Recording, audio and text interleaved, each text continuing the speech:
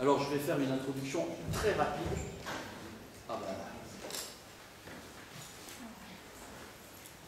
je fais pas comme avec les étudiants qui rentrent comme ça, je fais applaudir la salle. Bon.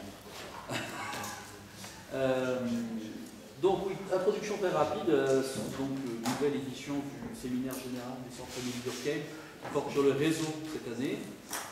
Donc, bien évidemment, s'imposait en premier invité Michel Grossetti, qui est l'un des représentants de la French Touch, qui va nous expliquer donc ce qu'il entend par là. Alors, Michel Grossetti est directeur de recherche au CNRS et directeur d'études à l'école des études en sciences sociales. Des domaines de recherche multiples, il y a les études sociales de la science qui prennent particulièrement la forme d'investigation sur l'innovation des systèmes locaux industriels, la géographie de la science et de l'innovation, encore l'histoire des institutions scientifiques. Mais Michel a aussi développé des recherches fécondes dans le domaine de la théorie sociologique, à travers notamment sa contribution à l'analyse des réseaux sociaux et la construction d'un cadre permettant la prise en compte de l'imprévisibilité dans l'analyse des dynamiques sociales. Plus récemment, il a dirigé une ANR intitulée Géosciences, sciences locales, nationales, mondiales en transformation pour une sociogéographie des activités et des institutions scientifiques académiques, étude qui lui permet notamment de traquer les croyances répandues sur la géographie des activités scientifiques et d'innovation, et que nous avait fait en juillet, et ceux qui n'étaient pas là ont raté quelque chose, un bel exposé en mettant en cause donc ces croyances. Actuellement, les recherches que Michel effectue portent sur, j'ai noté 6 points forts, donc la dynamique de l'activité des formes sociales, la relation science-industrie, mais ça c'est une très très vieille thématique, construction historique de la carte scientifique, les réseaux sociaux, là aussi, très vieille thématique, l'analyse des politiques publiques et plus largement la méthodologie. Voilà, je ne vais pas aller plus loin, sauf faire un petit peu de pub pour un journal, on peut dire c'est un magazine en ligne qui s'appelle, il faut taper SMS Hypothèse, SMS comme SMS, hypothèse.org, et vous tombez donc sur ce magazine en ligne qui est un magazine de bonne vulgarisation et qui est donc fait là-bas. Et Michel m'a dit que là-bas à Toulouse, mais tout le monde sait que t'arrives de Toulouse. Ah oui, hein? Il faut aussi éveiller que. Alors, donc là-bas à Toulouse, vous éditez beaucoup de chercheurs toulousains, mais aussi, tu m'as dit, des chercheurs de laboratoires amis. Voilà, donc non, on est des laboratoires amis. Donc effectivement, c'est un appel qui est adressé à tout le monde, hein, l'objectif étant de communiquer de façon accessible, de façon à être lu sur vos recherches par un public plus large que le public des pairs. Voilà. Donc, et appel en particulier aux doctorants. Je vais te laisser la parole et la vedette. Et moi, je vais aller me réfugier dans la salle. Très bien. Ben, merci beaucoup. Alors, merci beaucoup de cette invitation. J'ai toujours beaucoup de plaisir à venir à Bordeaux quand on vient de l'université du Mirail et qu'on arrive dans une université comme celle-ci. On a toujours le sentiment d'une sorte de promotion sociale, donc toujours très agréable. Oui, juste pour dire pour le coup que SMS, ça veut dire structuration des mondes sociaux, donc c'est un projet de recherche, ce qu'on appelle l'ABEX, laboratoire d'excellence, qui rassemble beaucoup de chercheurs toulousains autour de cette question-là. Et donc il y a un magazine en ligne qui part de recherche académique et en donne une expression lisible le plus possible par des non-spécialistes. Alors, donc la commande qui m'a été faite amicalement par mes collègues, c'était de repartir d'un texte publié il y a quelques années dans le bulletin de méthodologie sociologique, qui s'appelait, je ne sais plus quel était le titre exactement, mais quelque chose comme une French Touch dans l'analyse des réseaux sociaux. C'est un texte où nous rendions compte d'une école thématique qui s'était tenue à Cargèse en Corse, et qui portait sur l'analyse des réseaux sociaux et qui a été un peu un des moments, disons, de constitution, d'organisation, on peut dire, d'une communauté francophone de recherche sur cette thématique des réseaux sociaux. Et donc ce texte qui rendait compte de cette école thématique, pour lui donner un peu une unité, on avait eu l'idée de cette idée de French Touch, mais avec un point d'interrogation. Donc je ne suis pas sûr que nous soyons en mesure de lever complètement le point d'interrogation, mais je vais en tout cas vous donner mon point de vue à la fin de cet exposé. Alors je vais vous présenter finalement, au fond c'est ce qui convient le mieux je pense pour ce séminaire, l'analyse des réseaux sociaux dans sa constitution historique d'abord comme courant de recherche ou méthode, on va voir. Les principaux concepts, je pense que c'est utile, surtout qu'il y a beaucoup d'étudiants aujourd'hui. Des exemples de recherche dans différents types d'analyse de réseau. Et puis on verra ce que pourrait être éventuellement des points communs qui rassemblent les chercheurs français de ce domaine. Alors je vous encourage, lorsque vous le sentirez nécessaire, m'interrompre pour poser des questions en cours de route. C'est aussi simple parce que je vais faire cette présentation. Enfin, cette présentation peut être interrompue et reprise sans aucune difficulté. Voilà. Donc, petite généalogie de l'analyse des réseaux sociaux. Alors, je vais préciser peut-être une première chose, c'est que l'expression réseau social, d'abord, depuis 2000, alors la création de Facebook, c'est 2004, je sais plus, un truc comme ça. Depuis donc une dizaine d'années, chaque fois qu'on utilise l'expression réseau social devant un public, y compris d'étudiants, il faut préciser qu'on s'intéresse à la façon dont les chercheurs en sciences sociales ont conceptualisé les relations entre des personnes ou des groupes, et pas nécessairement ou uniquement aux dispositifs de sociabilité en ligne qui se sont développés depuis une dizaine d'années et qui se sont multipliés et qui ont finalement absorbé l'essentiel des usages de cette expression réseau social. Donc il faut accepter l'idée qu'il y avait des réseaux sociaux avant Facebook, y compris dans des périodes les plus reculées de l'histoire. Deuxième précision, il y a dans les sciences sociales beaucoup d'usages de l'expression réseau social ou réseau, pas toujours social mais réseau. Par exemple, il y a une tradition de recherche portée par des sociologues de l'innovation qui a pris à un moment donné comme disons expression phare acteur réseau. Donc on reconnaît les travaux pour ceux qui connaissent un peu cette tradition qui se sont développés autour de Bruno Latour, Michel Calon, John Blow et quelques autres. Comment dire, même si ces travaux utilisent la notion de réseau, c'est dans un sens assez différent de celui sur lequel je vais me centrer aujourd'hui, qui est une tradition particulière d'analyse des réseaux sociaux. J'expliciterai éventuellement les différences si vous le souhaitez. Il y a aussi des travaux sur les réseaux politiques qui ont connu un certain succès, notamment en Grande-Bretagne. Là aussi, dans une acception qui n'est pas complètement contradictoire, bien sûr, avec ce que je vais présenter, mais quand même un petit peu différente.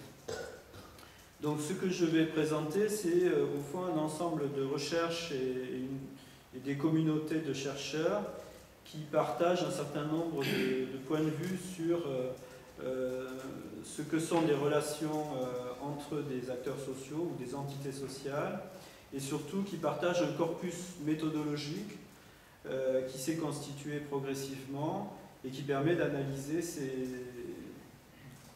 des données de type relationnel. Voilà. Alors, cette communauté, elle a une expression internationale qui est l'International Network for Social Network Analysis, l'INSNA, qui, dans le prochain congrès en Europe, se tiendra à Brighton, je crois, en Grande-Bretagne, au printemps. Je n'ai plus les dates en tête. Il y a un congrès par an en Europe, aux États-Unis ou en Amérique du Sud, et puis il y en a maintenant aussi en Chine. C'est une communauté qui a beaucoup grossi. Et en France, la petite communauté des chercheurs français qui travaille sur ce thème est rassemblé dans un réseau thématique de l'Association française de sociologie qui porte le numéro 26, qui s'appelle de façon très surprenante réseaux sociaux. Et donc il y a comme ça une trentaine peut-être de participants à cette petite communauté. Alors, petite généalogie de l'analyse des réseaux sociaux. Il y a des sources multiples à ce courant de recherche. Du côté des sociologues un peu anciens qui sont dans cette période de la fin du 19e siècle et du début du 20e et que l'on cite toujours dans les papiers, ce qui fait que notre profondeur de citation devient de plus en plus longue au fur et à mesure. Celui qui est vraiment considéré comme le plus proche de ce type de recherche, c'est Simmel et son élève Leopold von Wiese. Simmel avait une réflexion sur les formes sociales, les cercles. Il y a même utilisé une ou deux fois des expressions proches de la notion de réseau. Et il s'intéressait à la sociabilité. En fait, il y a beaucoup d'idées qui sont réutilisées à présent dans l'analyse des réseaux sociaux, qui trouvent leurs racines ou des premières formulations dans les travaux de Simmel. Donc, au fond, dans un courant qu'on peut qualifier d'interactionniste. Pour moi, les sciences sociales ont tendance à se partager entre trois grandes familles. Une famille qui serait plutôt individualiste, une autre plutôt holiste, pour prendre les catégories qu'on utilise habituellement dans les cours de sociologie de première année. Je crois qu'il faut rajouter une troisième approche qui est plutôt centrée sur les interactions, c'est-à-dire sur des processus mettant en jeu plusieurs acteurs sociaux, plusieurs entités agissantes. Et donc, si on peut raccrocher l'individualisme à Weber et quelques autres auteurs, le holisme à Durkheim, c'est ce qu'on fait habituellement dans les cours, c'est très réducteur de toute façon, bien sûr. Eh bien, l'interactionnisme, on peut lui trouver une paternité du côté de Simmel. Et donc, au fond, là, ce courant de l'analyse des réseaux sociaux est quand même globalement plus proche de l'interactionnisme que des autres familles de pensée que j'évoquais, même s'il peut s'utiliser à peu près dans tous les cadres théoriques. On va voir de quelle façon. Alors, il y a d'autres racines à ce courant, enfin à cette famille de chercheurs. Il y a la psychologie sociale d'un Roumain, sauf erreur de ma part, Jacob Moreno, médecin de formation, devenu psychologue, et qui est le père d'un courant qu'on appelait la sociométrie, qui consistait à étudier, à formaliser les relations entre des groupes, plutôt d'ailleurs. Alors, Moreno avait beaucoup de collaborateurs et de collaboratrices, et les principales idées ne viennent pas forcément de lui, mais j'ai cédé à la mauvaise habitude de prendre une figure parmi d'autres, et une figure masculine de surcroît. Mais en fait, il y a beaucoup d'idées de Moreno qui sont des reprises de ses collaboratrices. Toute une histoire. Peu importe. C'est un courant de recherche qui s'est développé dans les années 30 aux États-Unis. Moreno étant un migrant qui s'est installé aux États-Unis entre les deux guerres, et qui a développé quand même des choses qui se rapprochent beaucoup de ce qu'on appelle actuellement l'analyse des réseaux sociaux. Notamment avec une attention aux relations entre des personnes et au réseau de ces relations. Une autre source, c'est la théorie des graphes, et en particulier, tout ce qui vient finalement des mathématiques, qui accompagne un peu le développement de ce courant de recherche en fournissant des méthodes, mais aussi des chercheurs, parce que une des caractéristiques des analystes de réseau, de cette communauté, c'est de comprendre pas mal de gens qui ont migré des sciences dures vers les sciences sociales, donc il y a une appétence pour les formalismes et les analyses quantifiées, même si ils sont loin évidemment d'en être les principaux animateurs, puisque le premier courant vraiment structuré qui a défini et utilisé l'analyse des réseaux sociaux n'est pas du tout un courant constitué d'anciens mathématiciens ou physiciens, ce sont des anthropologues. Et donc c'est une partie de l'anthropologie britannique des années 50, dans la filiation de Radcliffe Brown et de quelques autres auteurs, qui a constitué progressivement un corpus de notions et de méthodes. Alors il y a un texte célèbre de John Barnes qui a été traduit en français récemment, qui est disponible en ligne, qui dit voilà, j'imagine une série de points qui seraient pour certains d'entre eux reliés par des lignes. Les points sont des individus ou parfois des groupes, et les lignes indiquent les interactions qu'ils ont entre eux. Nous pouvons bien sûr imaginer que la vie sociale tout entière engendre un réseau de ce genre.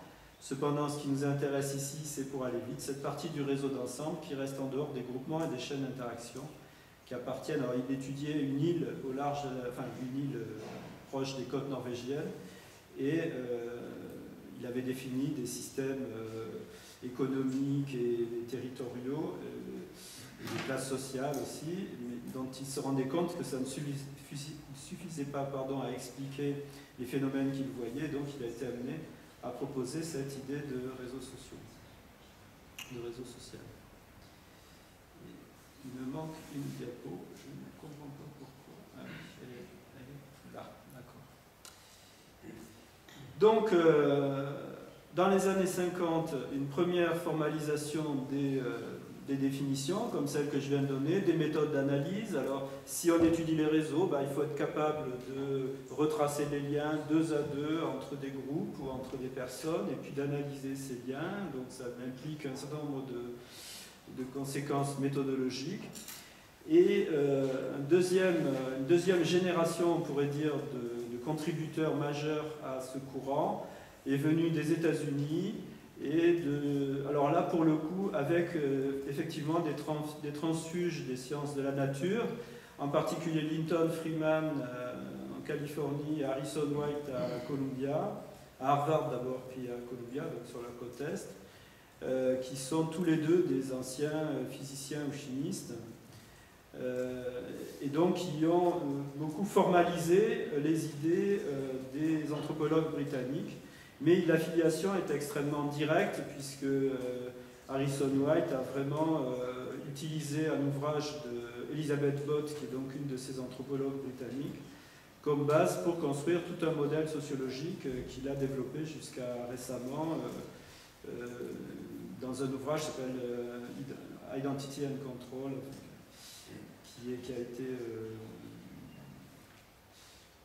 qui est disponible maintenant en français. Alors, il y a dans ce courant des auteurs extrêmement connus, comme Mark Granovetter, qui est probablement un des sociologues les plus cités au monde. Il est cité pour 2 articles, ce qui est vraiment génial. Nous rêvons tous d'avoir à écrire que 2 articles pour faire notre carrière. Granovetter était récemment cité comme pouvant obtenir le prix de la Banque de Suède en économie, qualifié de Nobel, ce qui pose quelques petits problèmes à certains, mais c'est la première fois qu'un sociologue était cité pour ça. Donc ça veut dire que c'est un auteur extrêmement influent, et donc c'est un des auteurs de ce courant, c'est un élève d'Harrison White, de même que bien d'autres qui sont des auteurs extrêmement cités dans le domaine, mais au-delà même de l'analyse des réseaux sociaux, Barry Wellman, Kathleen Carley et bien d'autres.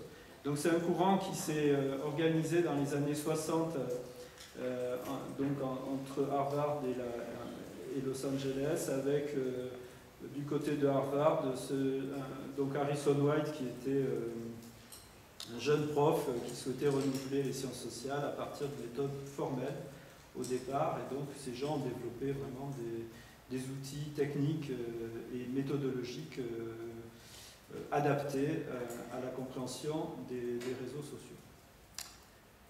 Alors, donc je vous ai donné la plus ancienne définition de 1954, j'en donnerai d'autres plus récentes et plus synthétiques ensuite, mais je voudrais tout de suite évoquer un peu le paysage français, qui qui est un peu, que j'aurais pu mélanger, mais les diapositives ne sont pas extensibles dans leur, comment dire, dans tout ce qu'on peut mettre dedans. Donc j'ai fait 2 diapos, une anglophone et une plutôt francophone. Alors du côté des francophones, la réflexion sur les réseaux, elle s'est organisée plus récemment que dans le monde anglophone, mais elle est extrêmement ancienne, puisqu'il y a des analystes de réseaux qui se réfèrent par exemple à Émile Durkheim en disant, après tout, les réseaux, les relations interpersonnelles et entre des groupes, c'est au fond des formes de solidarité sociale, et donc finalement il y a des échos de ce que pouvait théoriser celui qui a donné le titre de votre laboratoire, donc Émile Durkheim. Alors pendant qu'Émile Durkheim était à Bordeaux, un de ses, peut-être un petit peu après d'ailleurs, un de ses élèves, de ses proches, qui s'appelait Célestin Bouglet, qui est très oublié à présent, a fait un petit séjour à Toulouse, donc vous voyez qu'on retrouve Bordeaux et Toulouse. Et Célestin Bouglet, c'est un Durkheimien, mais qui avait étudié avec Simmel, et donc qui a essayé de croiser les approches de Durkheim et de Simmel, et s'est beaucoup intéressé à la sociabilité. Et les analystes de réseau actuellement retrouvent certains textes de Bouglet, qui sont évidemment écrits dans un style totalement essayiste, hein, c'était pas un sociologue empirique tellement. Il faisait une sorte d'observation, il s'installait à la terrasse d'un café, puis il prenait quelques notes et il en tirait des ouvrages. Bon, il a été très important dans la sociologie française de l'entre-deux-guerres, il était directeur de l'école normale supérieure, etc., etc. Il a fait toute une carrière institutionnelle, mais c'est donc un sociologue français qui s'était intéressé à la question de la sociabilité entre Durkheim et Simmel finalement. Il y a des mathématiciens qui ont contribué beaucoup aux travaux sur les réseaux, en particulier Claude Berge, qui est un des contributeurs majeurs de la théorie des graphes dans sa version moderne. Quelqu'un qui est passé en psychologie sociale, c'est Claude Flamand. Donc ce sont des gens qui ont travaillé sur les réseaux dans les années 60, 50 et 60, mais sans forcément le théoriser comme de façon aussi structurée que leurs collègues anglophones. Et il y a un auteur qui est extrêmement cité par tout le monde en sciences sociales, mais par les analystes de réseau aussi, qui est Pierre Bourdieu, à travers la notion de capital social. Alors la notion de capital social est très utilisée par une partie des analystes de réseau, et la définition qu'en avait donnée Bourdieu, qui était un peu qui était un peu large, disons, comprenait, intégrait, disons, la question des relations entre les personnes et des réseaux de relations. Simplement, il y rajoutait l'appartenance à des groupes, ce qui complique un peu les choses naturellement pour les analystes de réseau. Alors, ceux qui se sont vraiment inscrits dans le courant de l'analyse des réseaux sociaux en France, et disons dans la francophonie, on pourrait dire, vous allez en voir un certain nombre cette année, si j'ai bien compris. Donc, en particulier, je crois que vous aurez des conférences d'Olivier Gaucho, de Claire Lemercier que j'ai mis dans le paquet. Là, j'ai bien fait finalement.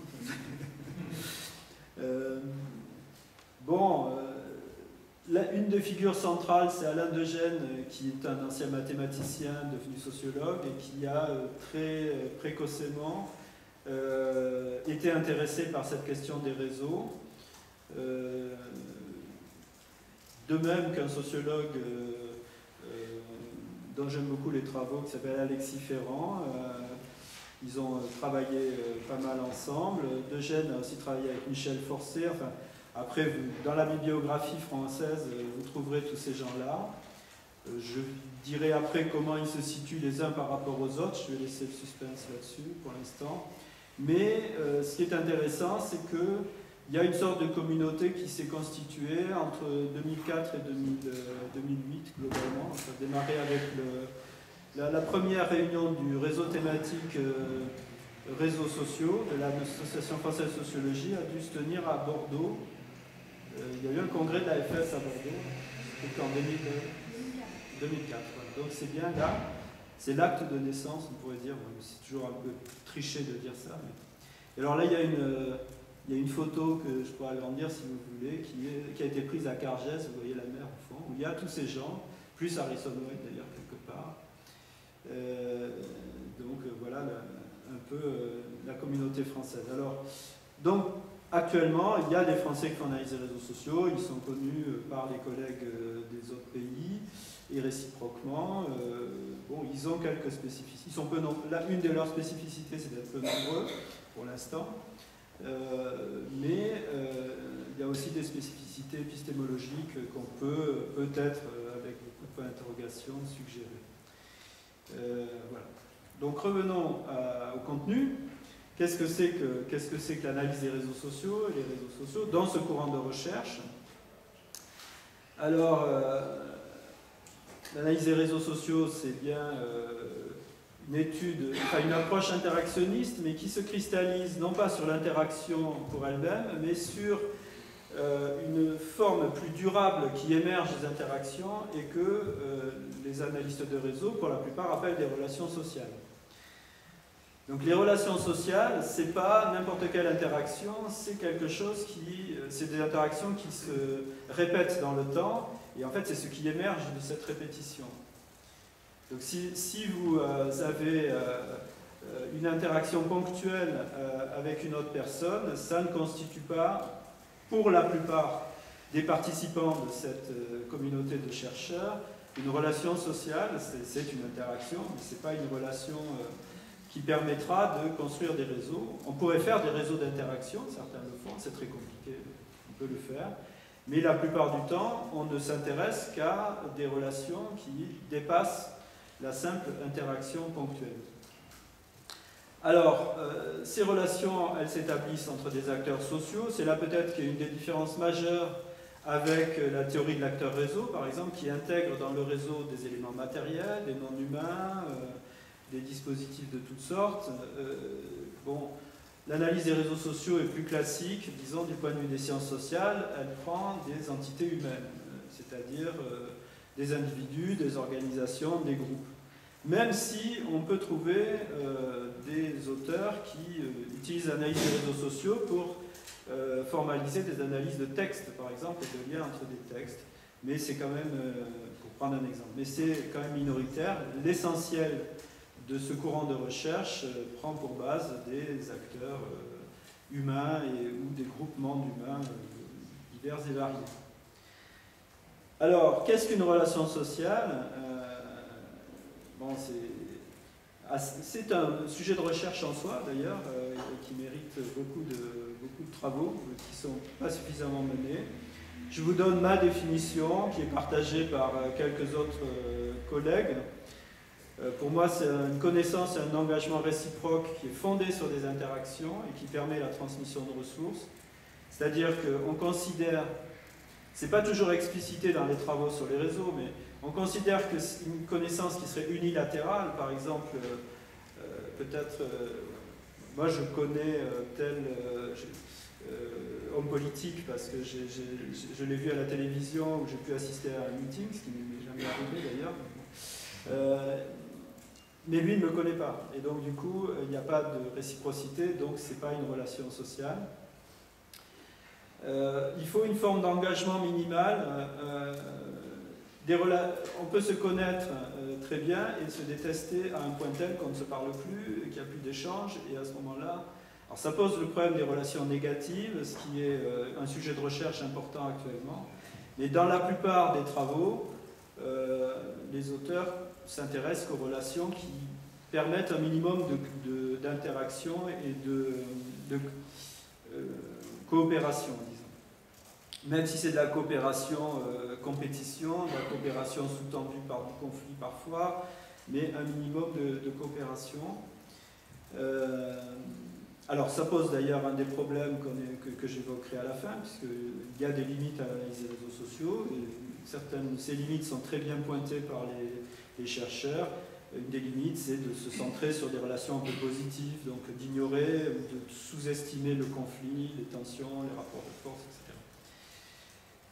même si on peut très bien les traiter avec des analyses de réseau, on le verra, mais de fait, implicitement, il y a cet aspect un peu positif des relations qui est parfois un des problèmes. Donc, il y a des ressources qui circulent. Si on s'intéresse au réseau, c'est parce que on s'aperçoit qu'effectivement, il y a des échanges de ressources qui se font à travers les relations sociales et que ça peut peser très lourd dans certains domaines de la vie sociale. Par exemple, toutes les études sur le marché du travail montrent que la part des emplois obtenus en mobilisant des chaînes de relations sociales est toujours importante, quel que soit le pays, quel que soit le contexte, sauf quelques rares exceptions, mais qui sont cadrées par des dispositifs qui ont justement pour objectif d'éviter au maximum l'effet des relations sociales. Alors, on peut arriver à définir les relations sociales entre individus de la façon dont je viens de le faire. Transposer cela aux relations sociales entre des organisations pose un certain nombre de problèmes. On y arrive à condition de considérer, enfin c'est mon point de vue, donc là il n'est pas forcément partagé par tous les chercheurs, mais bon, si je l'ai inséré dans cette présentation, c'est que c'est une formulation qui ne serait pas désavouée par une majorité, je pense. Donc, lorsqu'on s'intéresse à des relations entre organisations, on peut se fonder sur des engagements formels. Alors ça peut être un contrat,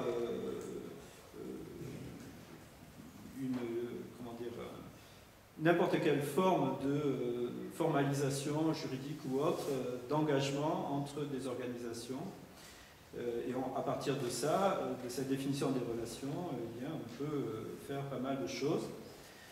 Donc, si on sait définir des relations sociales, des relations, eh bien, le réseau, ça n'est rien d'autre qu'un ensemble de relations sociales. C'est vraiment une notion très faible par rapport à des notions comme celle de groupe, de champ, de système et bien d'autres. C'est au fond une forme minimale de structuration du monde social qui est simplement un ensemble de relations. Donc, les personnes que l'on va considérer comme étant dans un réseau, parce que le chercheur aura découpé un ensemble de relations d'une certaine façon, on va voir comment on peut le faire, eh bien ces personnes peuvent n'avoir rien en commun, sauf simplement l'existence de chaînes de relations qui permettent de les relier les unes aux autres. Depuis tout à l'heure, je connais Antoine Roger, il connaît son voisin, qui connaît lui-même quelqu'un, et ainsi de suite. On peut retracer cette chaîne de relations. Il n'y a rien entre ton voisin et moi. Je peux le jurer. Et pourtant, ça peut être un réseau quand même. Donc, il se passe des choses deux à deux, mais ça n'implique rien sur ce qui se passe dès qu'on va au-delà de deux.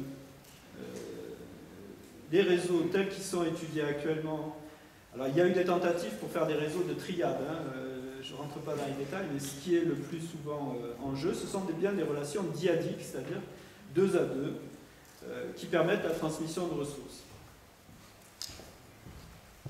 Donc le réseau, ça n'est ni un groupe, il n'y a pas d'intelligence collective du réseau, il n'y a pas de mémoire, il n'y a pas d'appartenance, il n'y a rien à la base. On peut rajouter des choses après, mais au départ, il n'y a que des relations.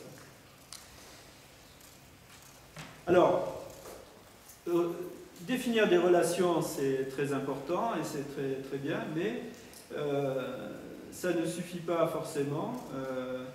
Et même en prenant un problème simple qui est combien est-ce qu'on connaît de personnes, eh bien, on peut avoir des variations très importantes de résultats en fonction des critères que l'on choisit.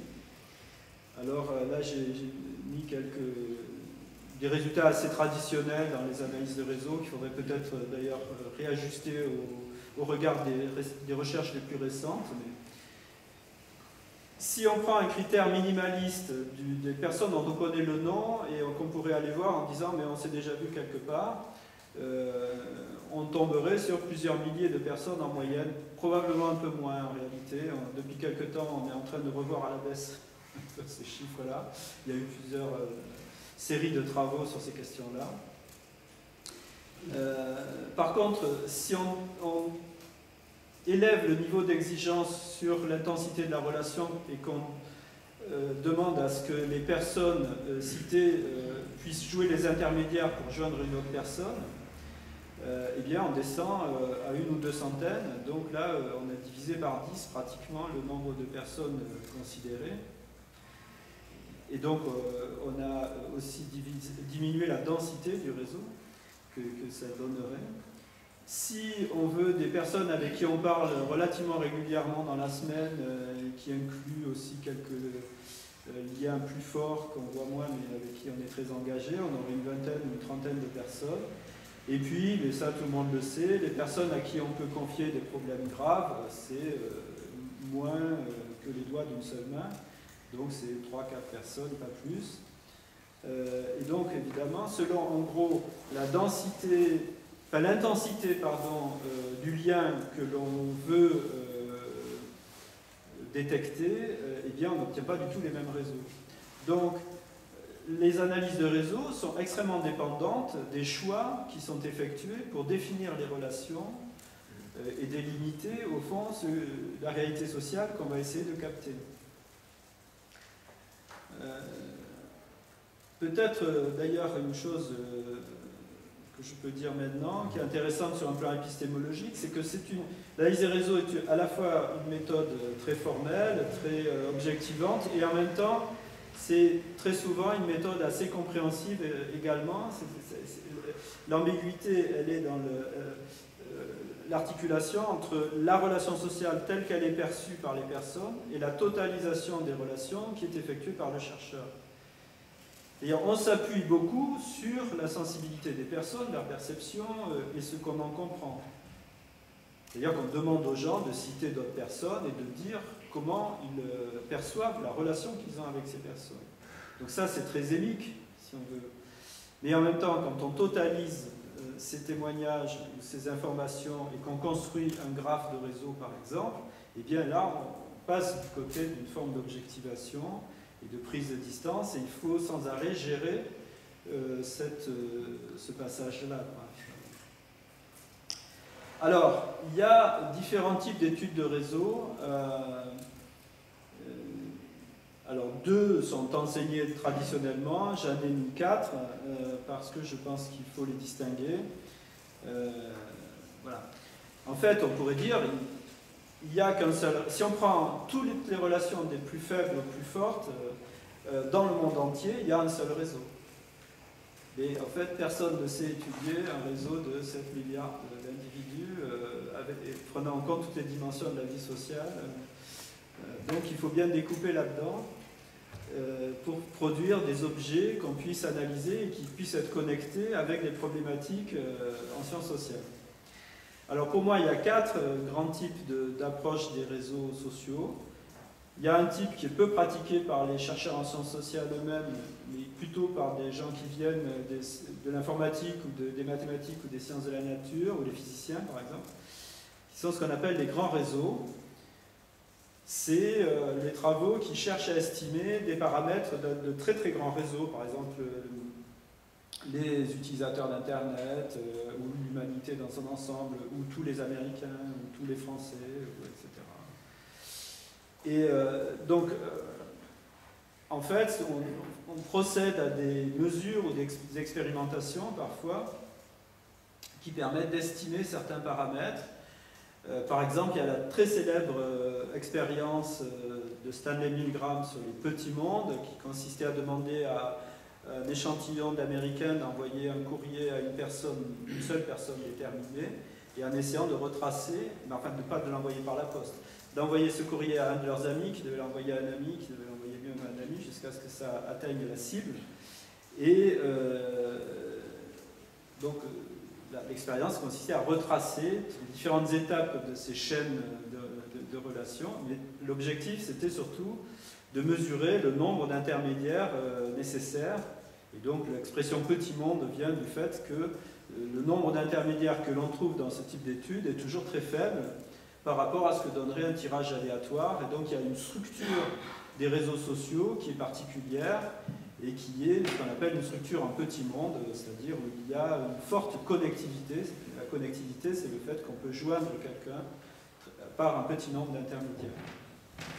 Alors, c'est utilisé naturellement pour toutes les études de diffusion des ressources, de diffusion de maladies, d'épidémiologie, etc. Diffusion d'informations. Alors, ensuite, les deux grandes approches qui sont plutôt utilisées par les sociologues, les chercheurs en sciences sociales plus généralement, ce sont d'une part les réseaux personnels et d'autre part les réseaux complets. Alors, les réseaux personnels, c'est très simple. Ça consiste à étudier les relations d'un certain nombre de personnes, c'est-à-dire de prendre des personnes séparément, comme on le ferait dans un échantillon classique en sciences sociales, et pour chacune de ces personnes, d'avoir des informations sur les relations personnelles de ces différents individus, et donc d'essayer de reconstituer des entourages relationnels, des halos relationnels autour des différentes personnes. L'idée, c'est d'essayer de voir si ces entourages varient selon l'âge, le sexe, la profession, etc. Et donc, derrière, on cherche évidemment des formes de solidarité sociale ou de différenciation. Solidarité sociale, parce que souvent, ce sont des questions sur à qui pourriez-vous vous adresser si vous aviez besoin de faire ceci ou cela. Donc, du coup, à travers ça, on a des indications sur le soutien social dont les gens peuvent bénéficier. L'autre grande approche classiquement présentée, c'est ce qu'on appelle les réseaux complets. Dans cette approche-là, on sélectionne des acteurs sur un critère donné, par exemple appartenir au même laboratoire. Donc, on pourrait faire une étude de réseau complet du centre Émile Durkheim. Donc, on prendrait toutes les personnes qui appartiennent formellement ou pas à ce centre. Et puis, on demanderait à chacun quels sont les liens qu'il a avec les autres. Avec qui travaillez-vous le plus souvent? Quels sont les gens avec qui vous allez prendre un café en dehors du contexte de la recherche, etc. Et là, la problématique centrale de ce type d'approche, c'est le pouvoir et l'action collective. C'est-à-dire que, évidemment, selon la centralité relative dans le réseau, on peut avoir des possibilités d'action plus ou moins vastes.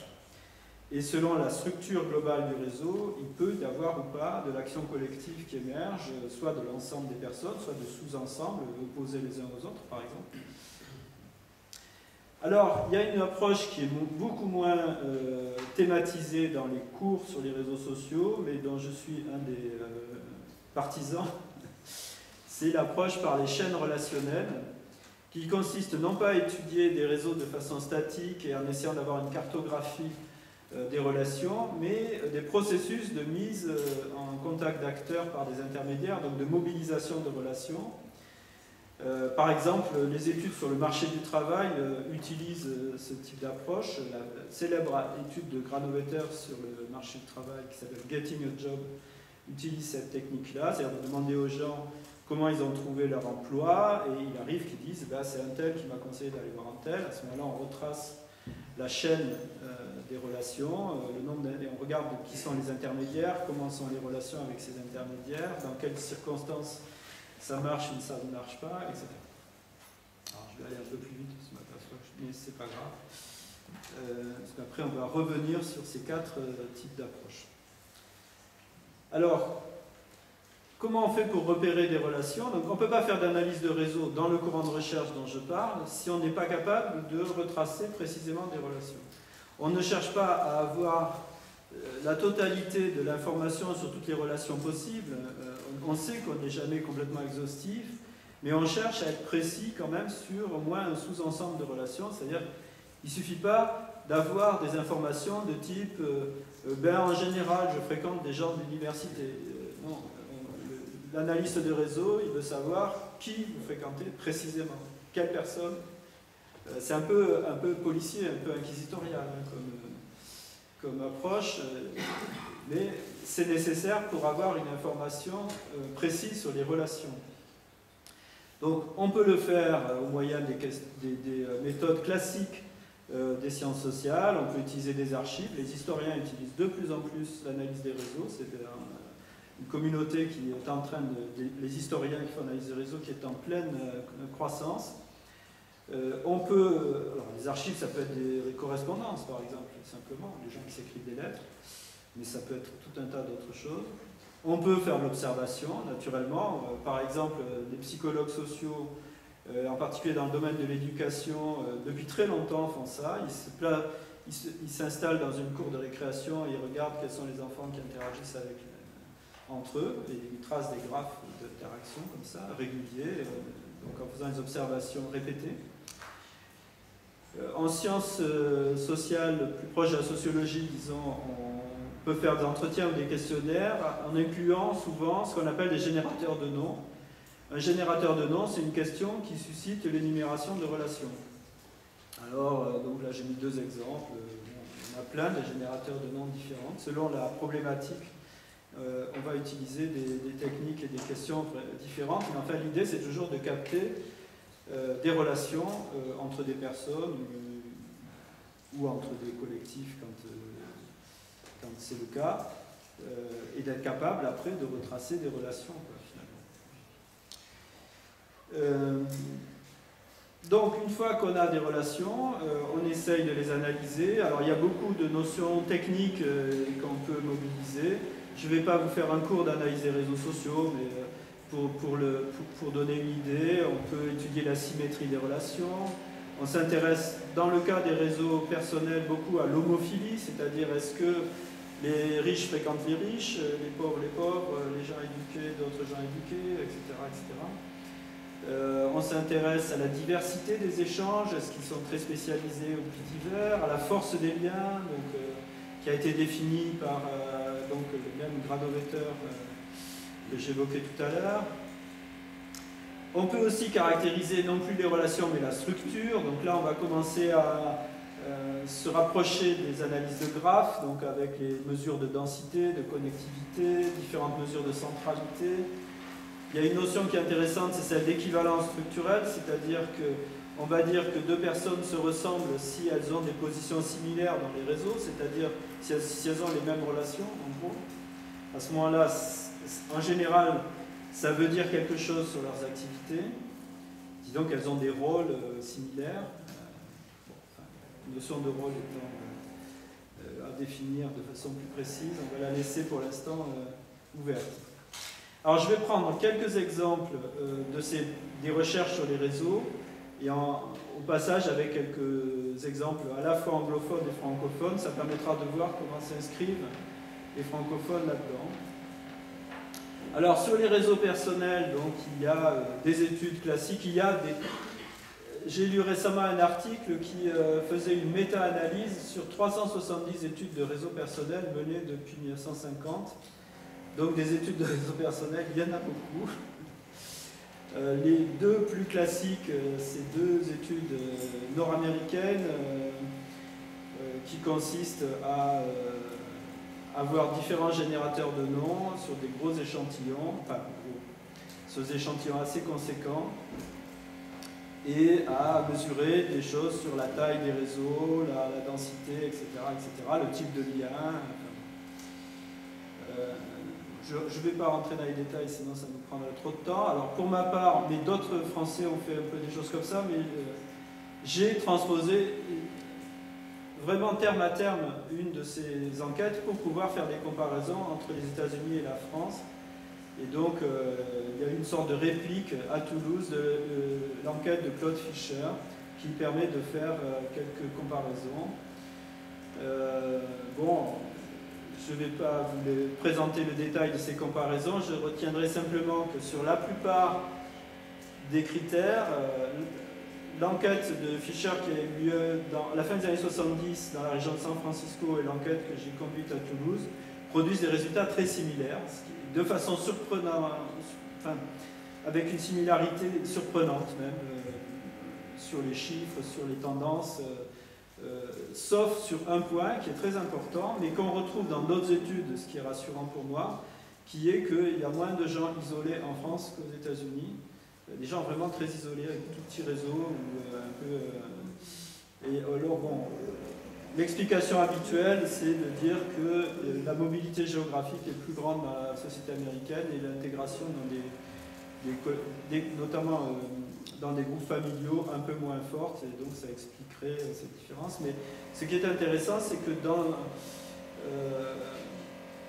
deux pays assez différents, même si ce sont des pays riches, etc., il y a quand même des résultats assez convergents. Alors après, depuis, il y a des tas d'études internationales, on arrive à comprendre un peu mieux comment les paramètres varient d'un pays à l'autre. On sait que par exemple des pays qui sortent de dictature, les gens citent moins d'amis, curieusement. Donc il y a peut-être un effet certainement des contextes politiques, du cadre institutionnel, de la situation économique aussi. Bref, on peut arriver à faire pas mal de choses. Alors, une étude très originale et très importante dans le domaine a été faite en France par Claire Bidard, Alain Degène et différents collaborateurs. C'est la seule étude qui prend une population à un moment donné, une population en l'occurrence de jeunes gens de 18 ans étudiée pour la première fois en 1995, et qui la répète tous les 3 ou 4 ans avec une étude de réseau très très exhaustive, des entretiens qui peuvent durer 12 heures, 15 heures dans la première étude, sur tout le parcours de vie, enfin plusieurs étapes, sur tout le parcours de vie, avec des détails très très précis sur les relations sociales.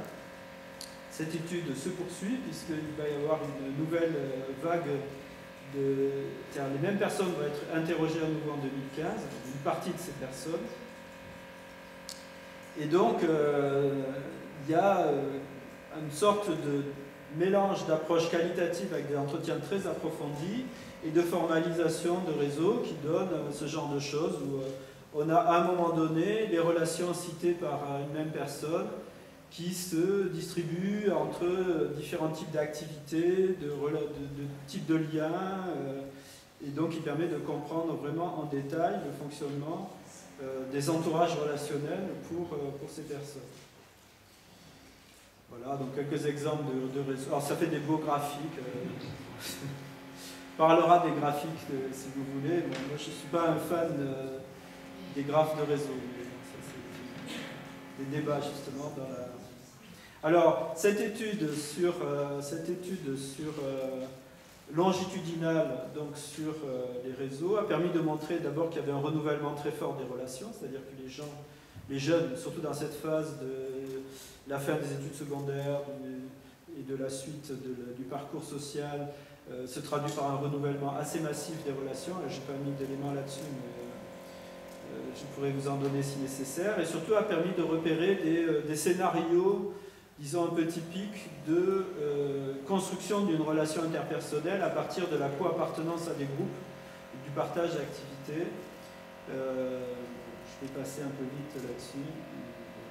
Donc sur les réseaux personnels, il y a beaucoup de résultats qui sont réguliers, qui se contredisent pas. Donc il y a quand même un côté un peu cumulatif qui est rassurant dans ce genre d'études, parfois déprimant. D'abord, la taille du réseau et sa composition varient avec le niveau social, et donc le capital va au capital, on n'est pas surpris, c'est-à-dire que malheureusement, vaut mieux être riche en bonne santé que pauvre et malade, sur le plan des réseaux également, et les réseaux renforcent les inégalités sociales, c'est pas non plus une bonne nouvelle, c'est comme ça. On a une distribution type l'homme normal, mais bon, finalement, dans le monde social, on ne rencontre pas beaucoup de lois de Gauss. Pour ceux qui ont fait des statistiques, c'est un point qu'il faut garder en mémoire. Donc, dans le cas du nombre de relations, ça suit toujours cette... C'est très important, ça. Je fais une parenthèse, mais beaucoup de méthodes statistiques sont fondées sur les lois de Gauss, là, cloche. Dans le monde social, on n'en trouve presque pas. On trouve des lois normales, c'est-à-dire il y a beaucoup de pauvres et très peu de riches, mais très riches. Et du coup, quel que soit ce qu'on mesure, la richesse, le revenu, la taille des villes, le nombre d'entrées des films au cinéma, enfin, etc. Et du coup, évidemment, si on calcule des moyennes, on n'interprète pas bien les données. Peu importe. Donc, les relations personnelles ont tendance à se concentrer dans l'espace. Donc, on n'a pas des relations partout dans le monde. On en a, mais le plus grand nombre est quand même à l'échelle de l'agglomération urbaine. Seuls les liens forts résistent à l'éloignement, c'est-à-dire que si on change de lieu de vie radicalement, eh bien, beaucoup de liens vont s'endormir ou disparaître. Et on va recréer des liens faibles dans le lieu de vie. On n'a pas de disparition du soutien social en milieu urbain, alors bon, ça ne vous surprendra pas, mais il y a eu beaucoup de travaux là-dessus, autour des effets de la massification urbaine sur la disparition des liens sociaux, le fait que dans les grandes villes, les gens soient livrés à eux-mêmes dans une sorte d'anomie. Bon, en fait, c'est pas du tout ce qui se passe, on a bien du soutien social, simplement il s'organise de façon un peu différente. Les relations en milieu urbain sont plus homophiles, c'est-à-dire plus ségrégatives, et avec une densité plus faible. Alors, sur Internet et les relations en ligne, j'ai fait une synthèse de ce que j'ai pu trouver comme travaux dans un article récent de la revue Réseau. Bon, on a du mal à avoir une tendance générale qui se dégage, mais il semblerait que ça fonctionne un peu comme le passage du rural à l'urbain. Alors, sur les réseaux complets, donc il y a beaucoup d'études sur les organisations, bien sûr, puisque c'est bien adapté à cela. Un des auteurs majeurs, c'est Ronald Burt, qui est donc un analyste de réseau américain, qui s'est beaucoup intéressé à quelle est la bonne stratégie à avoir en termes de construction de réseau pour optimiser sa carrière, par exemple. Moi, j'avoue que ce n'est pas trop ma sensibilité théorique, mais enfin, on peut faire des choses dans ce sens-là. Alors, il y a en France un auteur qui a produit des travaux originaux et intéressants dans ce domaine, s'appelle Emmanuel Lazega, dont les travaux sont connus internationalement, qui a fait une étude très fine d'un cabinet de 71 avocats d'affaires d'une ville américaine qui doit être New York, sauf erreur de ma part. Et donc, il a documenté au maximum toutes les relations entre ces avocats. Bon, là, je cite d'autres travaux plus historiques, mais je n'ai pas le temps ici. Voici les générateurs de noms utilisés par Lazega. Donc, citer les collègues avec lesquels les personnes interrogées ont travaillé de façon substantielle durant l'année passée, ceux avec qui ils ont le sentiment de partager une même vision des cas traités. Vous voyez, il y a des choses très complexes, y compris le dernier, là, c'est on demande aux personnes d'imaginer qui soit le directeur du cabinet d'avocats et que l'un de leurs collègues a des problèmes, ils ne veulent pas lui parler personnellement, il faut qu'il passe par un intermédiaire. Et donc, quel est l'intermédiaire qu'il choisirait? Et donc, évidemment, si vous passez ce questionnaire à chacun des avocats, c'est 71, en leur proposant à chacun la liste des autres, vous obtenez des réseaux complets extrêmement bien documentés et qui permettent des analyses très fines, des groupes qui se constituent à l'intérieur de cette organisation, des situations d'équivalence structurelle, des lieux de pouvoir, etc., etc. Alors, des résultats classiques des études de réseau complet, c'est qu'on a une corrélation entre la position dans les réseaux et la capacité à capter des ressources, donc la capacité d'action, plus généralement. Donc, la position dans la structure des réseaux compte, si on veut, socialement.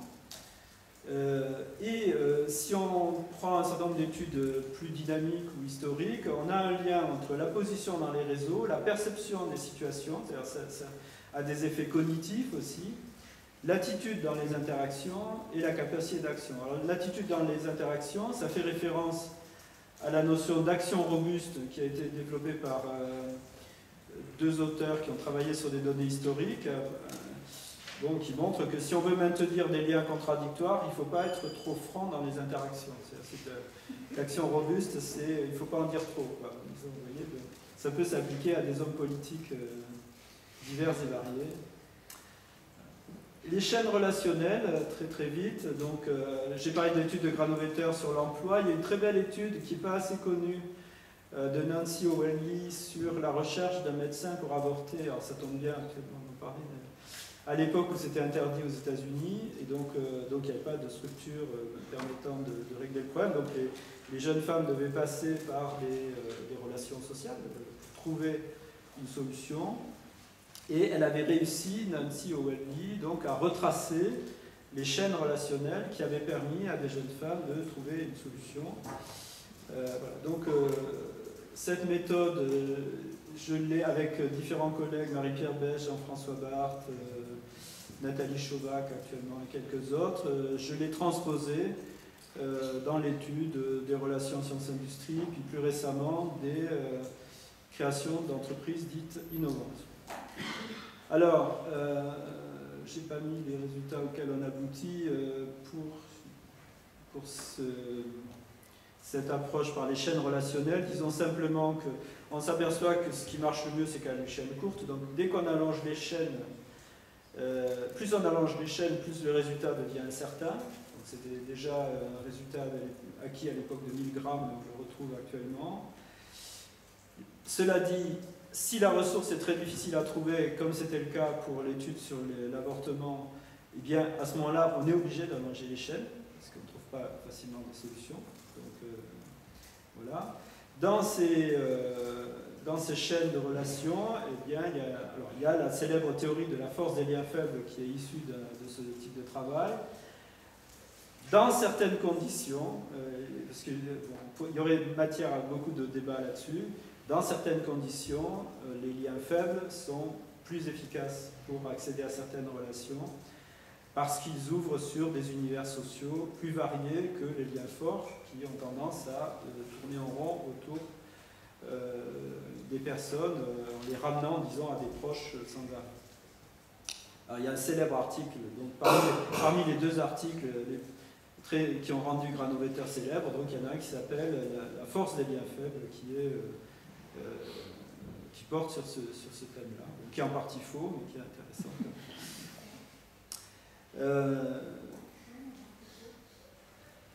Pourquoi en partie faux? Bon, pour trois raisons. D'abord parce qu'il considère que les liens professionnels sont faibles et les autres liens forts, amicaux ou familiaux. Or, en fait, ce qui fait la force des liens professionnels, c'est pas qu'ils soient faibles, c'est qu'ils soient professionnels, pour trouver un emploi, par exemple. Première chose. Ensuite, ça il l'a reconnu lui-même, si on est dans le haut de la hiérarchie sociale, les liens forts fonctionnent très bien. Par exemple, si on est fils de président de la République, on peut obtenir des positions avantageuses. Ça, c'est un exemple qui marchait bien il y a quelques années. Les gens ont déjà oublié l'histoire de fils Sarkozy. Donc, la théorie marche, disons, dans les couches moyennes ou populaires et encore. Et ensuite, il faut tenir compte du contexte politique et institutionnel. L'étude de Hank Flapp et Beate Volker sur les liens d'amitié en Allemagne de l'Est montre que faire confiance à des liens faibles peut être extrêmement dangereux dans un contexte répressif. Du coup, faire attention. Les gens, ce qui explique d'ailleurs que dans les études de réseau personnel, les pays qui ont connu des régimes répressifs ont tendance à produire des résultats où il y a moins d'amis, on cite moins d'amis. Je pense qu'il y a un lien entre les deux aspects. Autrement dit, la notion d'amis ou de lien fiable n'est pas la même selon le contexte. Voilà, donc, alors, globalement, l'analyse des réseaux sociaux, ça marche bien, ça produit des résultats cumulatifs, c'est une méthodologie qui est assez rigoureuse, solide, bon, qui peut se critiquer, il y a des tas de débats, tout ça, mais enfin, si vous l'utilisez, vous verrez que ça marche pas mal, ça produit des choses. Il y a un vocabulaire qui est stabilisé, ça permet aux gens de se comprendre, même s'ils sont dans des courants théoriques différents ou des disciplines différentes, bref. Ça ressemble un peu à un bout de paradigme, même si ça ne l'est pas, c'est juste un corpus de méthodes pour l'instant.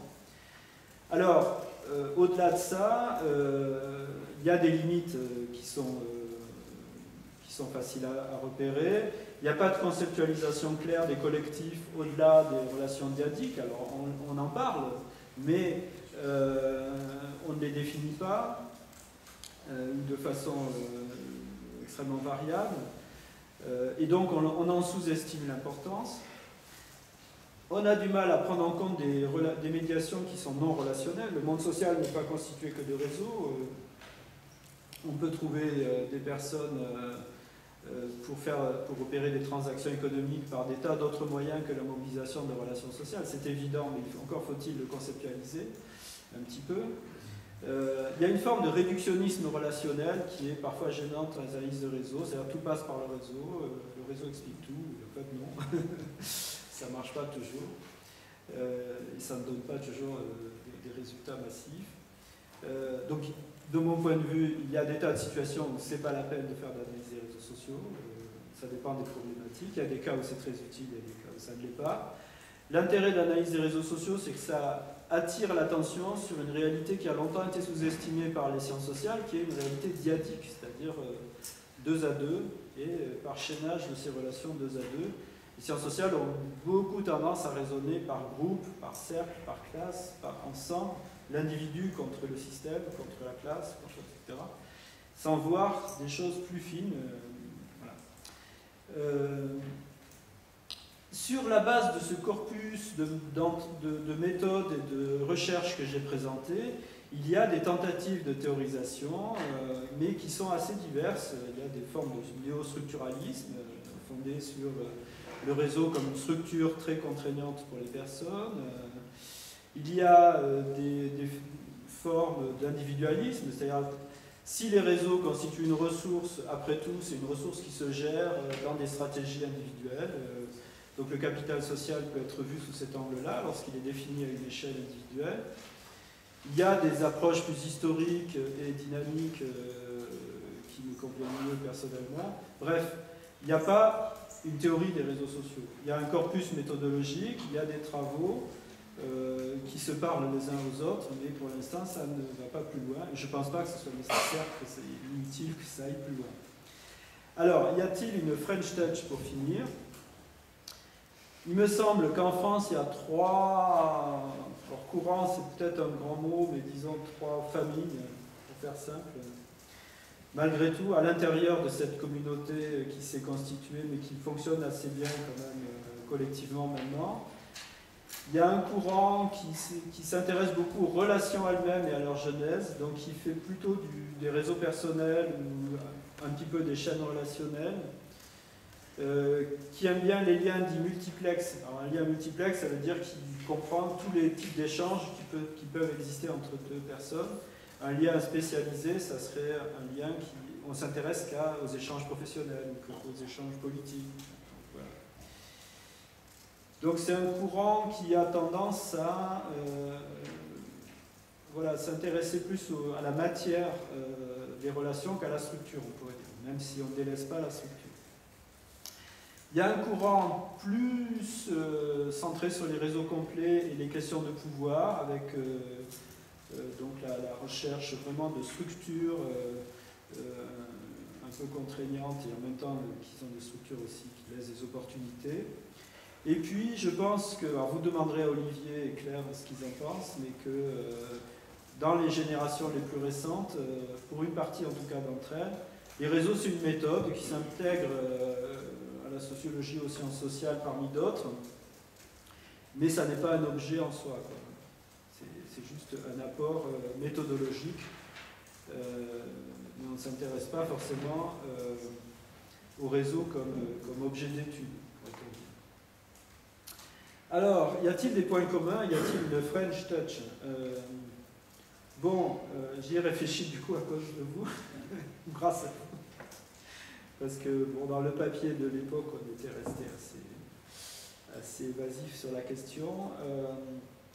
Il me semble qu'il y a un point commun, c'est quand même, on n'a pas très peu en France de purs méthodologues, comme il peut y en avoir dans le monde anglophone. Et au fond, les chercheurs ont tous le souci, même ceux qui viennent des maths ou de la physique, ont tous le souci de ne pas dissocier l'analyse des réseaux d'une théorisation sociologique ou de sciences sociales plus générale. Donc il y a peut-être ça qui quand même est un point commun, c'est-à-dire que même ceux qui formalisent le plus, comme Emmanuel Lazega et ses étudiants, font aussi des études ethnographiques de leur objet assez approfondies, et ils ont une théorisation claire et bien définie des problématiques extrêmement structurées et qui sont des problématiques de sciences sociales. Donc ça, c'est peut-être... Alors que dans le monde anglophone, on trouve de purs méthodologues, peu importe le réseau, ce qui les intéresse, c'est de produire des nouveaux indicateurs, des nouvelles méthodes de classification. Voilà. Donc il y a quand même un centrage sciences sociales des travaux faits dans l'univers francophone, et particulièrement français. Il y a aussi l'association très fréquente, presque générale, entre des méthodes qualitatives et des analyses formalisées. On l'a vu sur les exemples comme ceux de Claire Vidard et de Gênes sur le suivi longitudinal. Personnellement, quand je fais l'étude de chaînes relationnelles, ça part d'entretiens assez approfondis, puis d'histoires qui sont reconstituées et écrites de façon narrative, en quelque sorte. L'AZEGA fait lui-même et demande à ses étudiants de faire une ethnographie sérieuse du terrain avant de faire la moindre analyse de réseau. Donc il y a quand même... ça va de pair avec le premier point, mais sur le plan méthodologique, un souci ou un réflexe d'associer du qualitatif et de l'analyse formalisée. Et je crois que la plupart d'entre nous se méfient du réductionnisme relationnel, c'est-à-dire aucun des chercheurs que j'ai évoqués ne réduirait le monde social à un réseau. Bon, en étant un peu approximatif pour certains. Ce qu'on peut trouver chez des auteurs anglophones qui défendent une sociologie relationnelle et strictement relationnelle, où il n'y a rien à part les relations. Donc peut-être ces points communs sont aussi liés à l'état de la sociologie ou des sciences sociales en France par rapport à ce qu'elles sont dans un univers comme l'univers anglophone par exemple. Mais en tout cas, c'est ce que moi, ce qui m'apparaît comme étant les points communs que l'on peut trouver, donc qui pourraient définir effectivement une façon un peu spécifique d'étudier les réseaux sociaux.